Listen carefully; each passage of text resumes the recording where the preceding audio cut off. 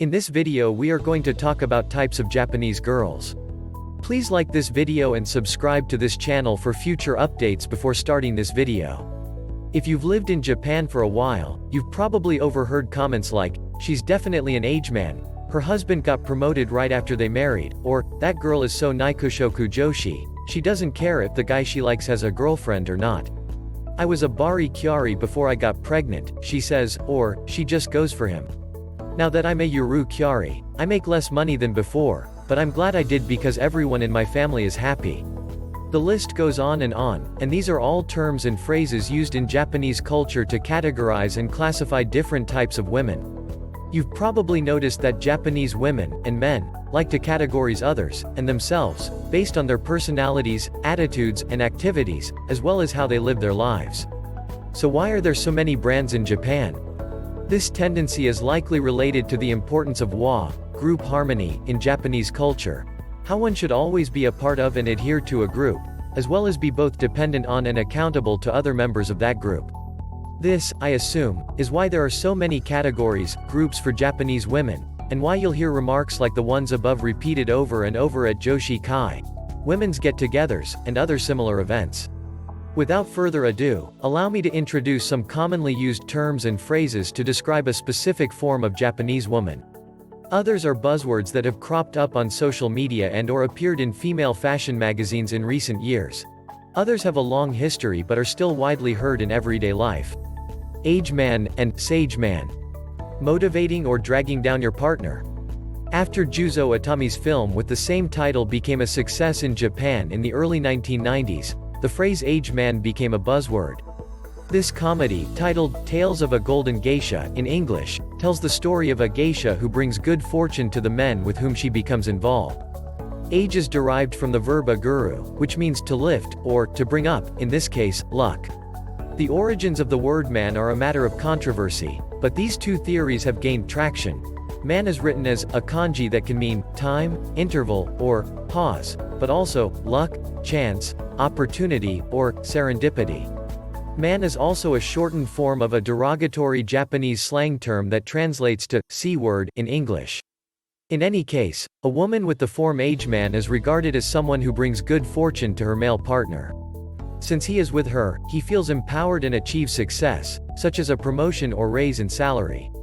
If she's a sage woman, sage comes from seiguryu, which means to pull down, or to lower. On the other hand, she drags her man down, he will have a tough time after she enters his life. Bari Kyari and Yuru Kyari. What comes first, your job, your family, or your hobby? Traditionally, Japanese women were divided into two categories: Sengyo Shufu, full-time housewife, and career women. However, as the number of women in the workforce, particularly working mothers, increases, new terms for women with employment have emerged. The first is a Bari Kyari, while the second is a Yuru Kyari. Bari Kyari is made up of two words: Bari, which is short for career girl, and Kyari, which is short for work hard. Yuru Kyari is the polar opposite of Bari Kyari, with Yuru derived from Yurui, meaning relaxed, or laid back. This is a group of women who prioritize their family, hobby, and/or personal life over their jobs. As a result, they tend to function independently. As you would expect, many Japanese women change their status from Bari Kyari to Yuru Kyari once they have a child. This is because, as I previously said, females in Japan have contributed and continue to contribute more to child rearing than their male partners. Yochi Mama. The new high-class full-time housewife. I recently found that Sengyo Shufu, the other large group of women, has also earned a upgrade, Yochi Mama. When I was in my 30s and 40s, I was reading Really, a Japanese fashion magazine for women in their 30s and 40s, and I came across this word. The term refers to women who are married, usually to a high-earning husband, have children, and live a happy life.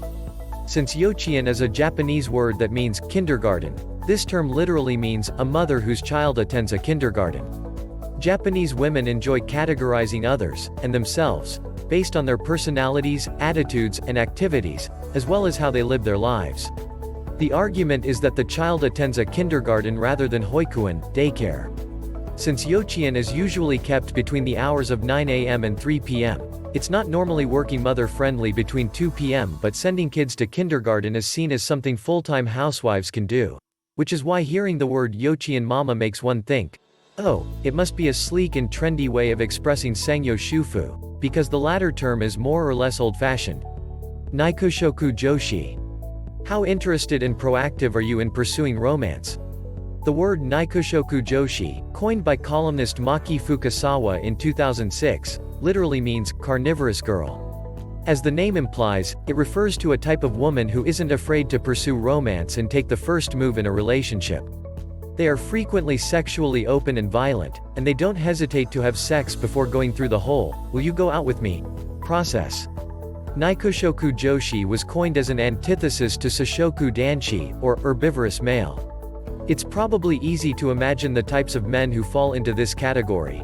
Those who aren't truly masculine or manly on the outside or within, and who don't actively seek romantic relationships. They don't seem to have as much sex drive as girls and seem to prefer spending time with their male mates.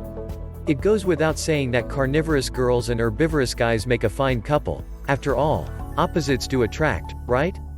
Naikushoku Jyoshi was created as an antonym to Sashoku Danshi, which means herbivorous man. Himono Ona. Home alone equals happiness. The term Himono Ona, which translates as dried fish woman, first appeared in Hotaru no Hikari, a popular Japanese manga series in the late 2000s, to describe the main character, who had no interest in seeking romance and preferred to spend her free time at home alone, wearing pajamas all day and reading manga and drinking alcohol. Many female viewers empathized with her, and the word has stuck around to this day, though with a broader context. It is now commonly used to depict single women in their late teens to early 30s who have had their love lives dried up, like Himono, but are not interested in or find it bothersome to return to the dating scene. Monoto Kujoshi. Gorgeous ladies who are on the hunt for high-spec guys. Monoto Kujoshi is a term that has gained popularity over the last year or so.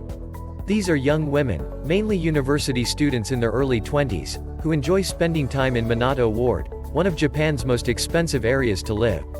The trendy neighborhoods of Roppongi, Azabu Juban, Nishi Azabu, and Aoyama, where the so-called high-spec guys, well-educated, good-looking men who earn a lot, such as business owners, doctors, or elite salarymen working at big-name companies, live, function, and party night after night, are referred to as Monoto Ward. Monoto Kujoshi's sole purpose in life is to be in the company of these men, using their youth, charm, and wit to get what they want. Whether it's free dinners at high-end restaurants, luxurious gifts like designer handbags and jewelry, or connections with celebrities and other wealthy men. Many Monoto Kujoshi are also Kirakira Joshi, or people who live lives that are shining and glittering. Simply put, they have it all. They're beautiful, have impeccable fashion sense, and are upbeat, and enjoyable to be around. They're funny and smart, and the majority of them are good in their fields. These are only a few of the many labels that Japanese women have created over time for themselves or others. There will undoubtedly be many more, and this is far from a comprehensive list of the numerous categories used in the Japanese colloquial dictionary. However, I hope that the next time you're on a Joshi Kai with Japanese women, you'll be able to understand some of the code words. Have you seen any others like this? What is the term that you haven't figured out yet? Let me know what you think in the comments. If you enjoyed this video and would like to hear from me again, please subscribe and turn on the notification before leaving. Thank you for watching us.